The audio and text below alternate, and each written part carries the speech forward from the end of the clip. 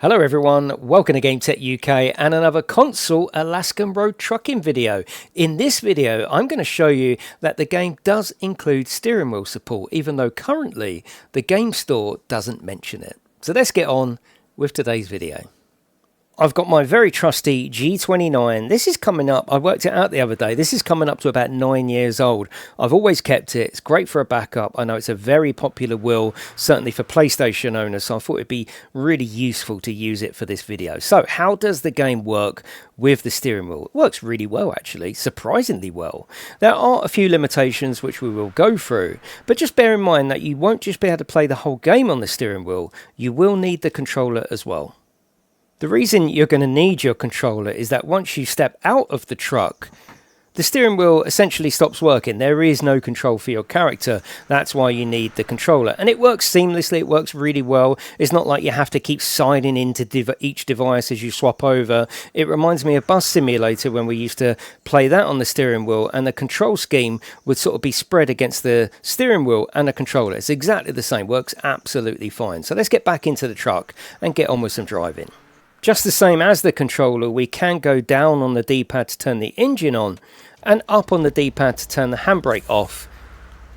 Now we're currently in automatic mode. Automatic mode works absolutely flawlessly. It's basically just accelerator to go and the game will work its way through the gears, brake to stop and the game will work its way back down the gears. So it's very, very easy because you don't need the gear levers or the gear paddles. Those are actually assigned as the indicators. So we want to turn left here, we want to pull out, so we're going to press the left gear down to actually turn the indicator on and just press the accelerator in the normal way and the game will work out all the gears for us. It works absolutely fine. So if we wanted to turn here, for example, we would choose the left paddle, left indicator on. We don't need to worry about changing down the gears, the game does that, and we can just use the steering wheel to work our way around. You can see compared to controller, the steering wheel and the truck is very solid. It makes it for a really sort of immersive experience. If you have got a steering wheel, this is undoubtedly the best way to play the game. It's very cool. I feel like I'm driving the truck in this beautiful environment. Sun's going down. It's absolutely fine and works just how it should. You've got the semi-automatic option as well, which is probably the best way to play the game. It means that we're in control of the gears by using the gear paddles. So if you want to press the right paddle, that will put us to gear 1, gear 2, gear 3, etc. It means that you've got more control over the vehicle.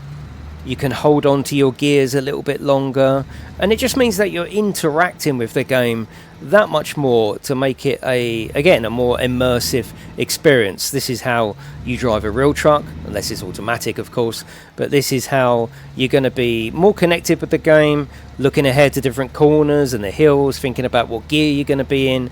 This is the most immersive way to play this title.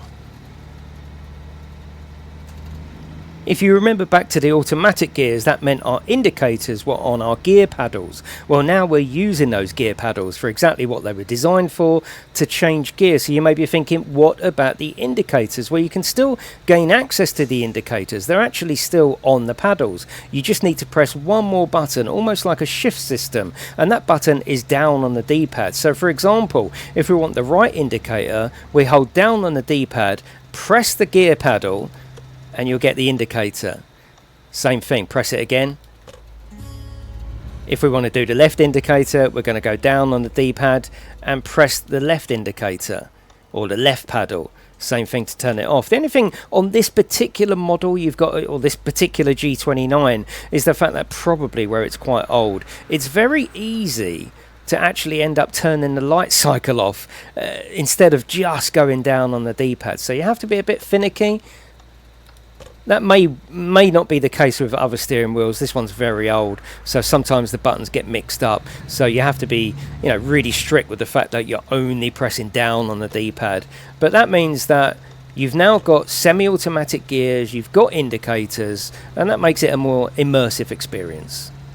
What about looking left and right at junctions? Well, in the menu, there's an option called camera prediction. And what this essentially does is it places the camera on the steering wheel, the camera control on the steering wheel. That means as you turn right with your steering wheel, yes, the steering wheel turns right, but also the camera as well. And it works really, really well with regards to the steering wheel. This is a setting I usually turn off if I'm playing on controller, because I find that I'm making a lot of small corrections on controller, so the camera is always moving around. With steering wheel, it's a lot more of a controlled experience. You're not always doing this, you know, you are in control of your truck, so the camera doesn't move around.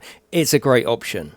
But for example, if you want to turn left but you also want to look right, you can't currently do that. Now on the PC you can change, for example, your D-pad to look left and right, but at the moment we can't change any controls on the scheme, so we have to settle for what's here. So looking left or turning left but looking right doesn't really work. So the only other option you've got is to press square, so you could go to third person to see whether the junction is clear before you pull out.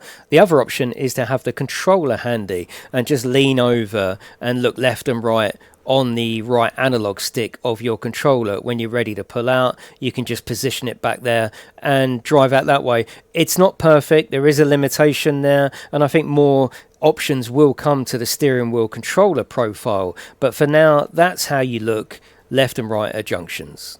There is a radial dial menu in the game that can be accessed by holding down X on the controller. Holding down X on the steering wheel doesn't do the same job, so if you want to gain access to that radial dial, you're going to need to mid-drive, get your controller, hold down X, and it will come up. It does put the game in slow motion, so you've got plenty of time. Say for example we want to put the dashboard lights on, we can just let go, the dashboard lights are on, put our controller back down and carry on driving. There are still controls on the steering wheel, such as the wipers are on the right D-pad and light cycle is on the left D-pad, but again you will still need that controller.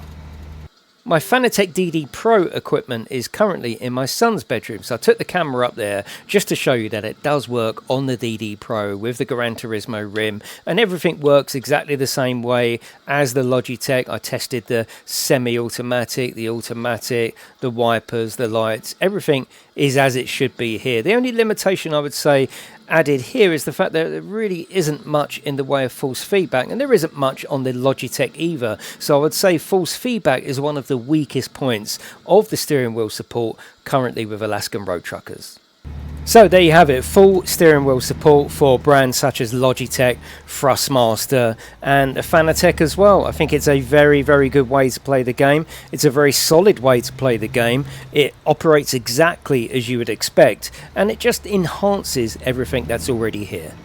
Thank you for watching my video. Top right of your screen will be my Alaskan Road Truckers playlist. There's everything in there from news, reviews, interviews and all my console videos. But that is it everyone. Thank you very much for watching. I will see you in the next one.